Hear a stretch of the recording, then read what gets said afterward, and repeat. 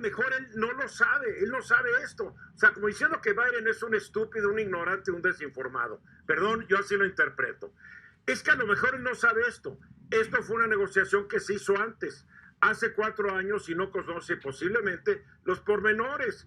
Le voy a explicar de que se suspendió la negociación, quiénes participaron, cómo fueron a consultar al presidente Trump y cómo él aceptó el texto. O sea, entonces el presidente Trump, como tampoco vivió durante la fundación, durante la creación de la OTAN en 1945, era un bebito, pues no sabe de qué se trata la OTAN porque él no participó en la negociación. Por favor, señor presidente, más seriedad, ¿no?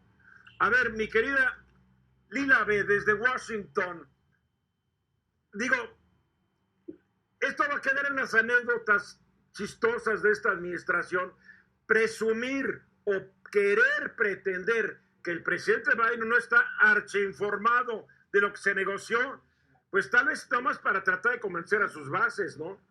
Sí, Eduardo, digo, yo creo que el mensaje estratégico que está lanzando el presidente López Obrador va justamente a su base electoral. Lo que pasa es que las consecuencias económicas que puedan derivar de este inicio de un panel de solución de controversias que lanzó el gobierno de Estados Unidos contra distintas políticas energéticas de México, en realidad sí puede tener afectaciones tremendas para el desarrollo de la economía mexicana. Claro. Es decir, y para el empleo de muchos de los miembros de esa base. Así es, Eduardo, porque digo, para no meternos en mucho del lenguaje técnico del texto, el presidente López Obrador siempre utiliza el capítulo 8, que básicamente dice que México se reserva su derecho a modificar su constitución, de pasar leyes y que también es dueño de toda la propiedad de hidrocarburos en el subsuelo del territorio nacional. Sí, pero a ver, hay dos cuestiones a este capítulo. Primero, nunca menciona el tema de electricidad. Y muchas de las quejas que vienen por parte de Estados Unidos van en contra de la concentración de la generación de electricidad, ¿no?, a la CFE en lugar de los generadores privados.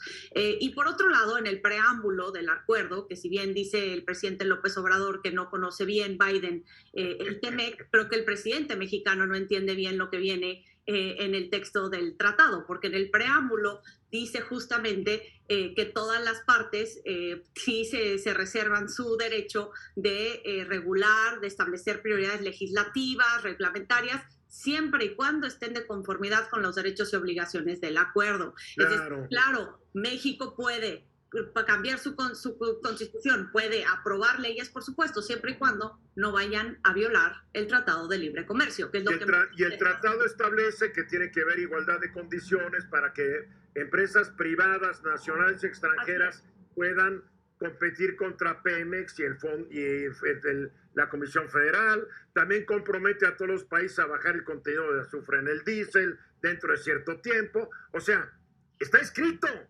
Exactamente, Eduardo. O sea, violan estas políticas energéticas uno o varios capítulos del tratado. Tú ya mencionaste varios. El que se está mencionando mucho ahora es el capítulo 22, justamente sobre empresas propiedad del Estado, pero también el 24 con el medio ambiente.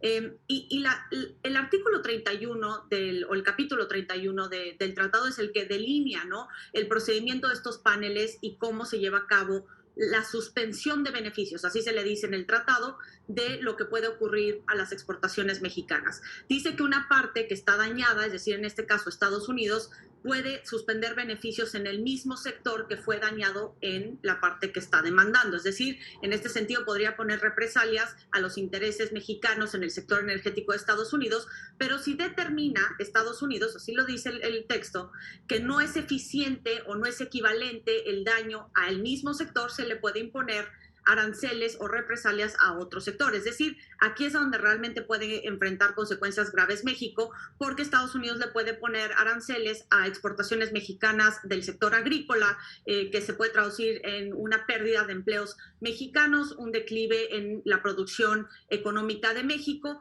pero también, Eduardo, pues manda una terrible señal de cara a la revisión en 2026, que se va a llevar a cabo esta primera revisión del tratado. Si a pesar de que se imponen aranceles a exportaciones mexicanas y el presidente López Obrador decide no revertir o tomar medidas correctivas, lo que está diciendo México es que no está acoplándose o cumpliendo con sus obligaciones dentro del acuerdo, y esto puede complicar el panorama cuando se vaya a revisar el tratado en 2026. A ver, yo tengo una idea y lo someto a todos ustedes. Puedo estar totalmente equivocado, pero partiendo en conductas anteriores del actual presidente de México, a mí no me sorprendería que él dijo, sí, firmen lo que quieran del TEMEC, porque en 2026 esto se acaba.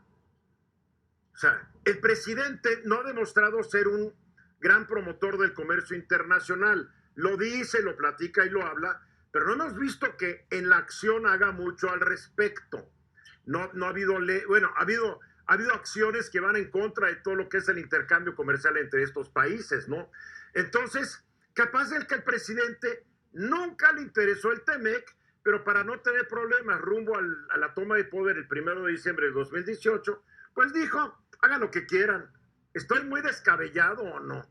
No creo que estás descabellado, y nada más acabo con esto, Eduardo. Lo que creo que puede cambiar el comportamiento del presidente López Obrador es si los aranceles y las consecuencias económicas tienen un impacto en el futuro del candidato presidencial de Morena hacia 2024. Es decir, estos paneles suelen tardarse en llegar a una decisión final. Esto puede llegar hasta finales incluso de 2023, lo que podría afectar al candidato de Morena si las consecuencias las empiezan a sentir en sus bolsillos la base electoral del presidente López Obrador, que si lo imponen al sector agrícola, claro que Estados Unidos va a ir detrás de esos sectores y en esos municipios y en esos estados en México donde tiene una alta aprobación el presidente López Obrador. No lo creo, Lila, porque le van a echar la culpa a los gringos que siempre nos han tratado. Pero eso es lo que va a decir y México no es colonia, México no es tierra de conquista. Claro. Ya veo el discurso, por favor. Claro, Eduardo, pero una cosa es que tú te lleves con un discurso y otra cosa es que se cambie tu situación económica. Tú puedes culpar a quien quieras, pero si tu situación económica se ve perjudicada por una medida que no decidió tomar el presidente López Obrador, por más que lo quiera vender, la realidad económica a veces cambia la voluntad del... La realidad económica demuestra que alimentos en México, hay productos que han ido arriba 20, 30, 40%, y la popularidad o aceptación del presidente no ha sufrido la menor mella. En fin, el tiempo nos dirá, pero realmente yo no creo que a él interese el TEMEC. ¿Quién está de acuerdo o en desacuerdo conmigo? Yo estoy de acuerdo contigo. De acuerdo. Félix. De acuerdo. Yo coincido con lo que dices tú, que yo no nada más coincido con eso, sino el discurso de López Obrador a sus bases es establecer que es Estados Unidos quien está dañando a México y que incluso ante una resolución ya en los paneles en donde se determinaran aranceles, ¿sí? Porque no se llegara en las consultas a un acuerdo, pues todo va a ser culpa de Estados Unidos, todo va a ser culpa de Estados Unidos, claro, no de México. Así va a ser. Maneja Rodrigo, la violación de nuestra soberanía, o sea, va para sus bases. Rodrigo. Yo creo que necesitan un nuevo enemigo y ese puede ser los Estados Unidos, pero el tema legal van a ganar todas los Estados Unidos, nos van a ganar todas porque precisamente el tratado está por encima de las leyes mexicanas y ya está firmado, o sea, no tiene cómo ganar, se va a hacer un pleito nada más mediático, buscando un enemigo nuevo, buscando un nuevo, pues, un maciosare, ¿no? Algo... pues, a ver cómo nos dan de comer tacos de prestigio, porque es lo único que van a acabar alimentando al país, tacos de orgullo nacional. Para concluir, mi querida Lila. Y no creo que es un enemigo nuevo, es un discurso que lo han utilizado populistas, dictadores en América Latina durante décadas. Yo creo que la diferencia con México es que Estados Unidos es su primer socio comercial y las exportaciones y la economía mexicana depende, quiera o no, imperialismo, neoliberalismo, lo que quieras, depende de Estados Unidos y las consecuencias, a mi parecer, van a ser graves para México. Déjate tú para Andrés Manuel, porque tal vez para Andrés Manuel no son malas, pero para los mexicanos definitivamente van a ser muy malas. Entonces, yo creo que con el hecho de que se sumó Canadá, Estados Unidos tiene pues un panel y una argumentación muy fuerte en contra de México, porque es una cuestión que han llevado criticando y expresando su preocupación altos funcionarios estadounidenses, miembros del Congreso de Estados Unidos durante 18 meses, Eduardo. Pues así es, acuerda que los errores de los gobernantes los acaban pagando Exacto. Los demás. Así. Ellos se retiran a seguir siendo felices. Lila Beth, muchas gracias. Gracias.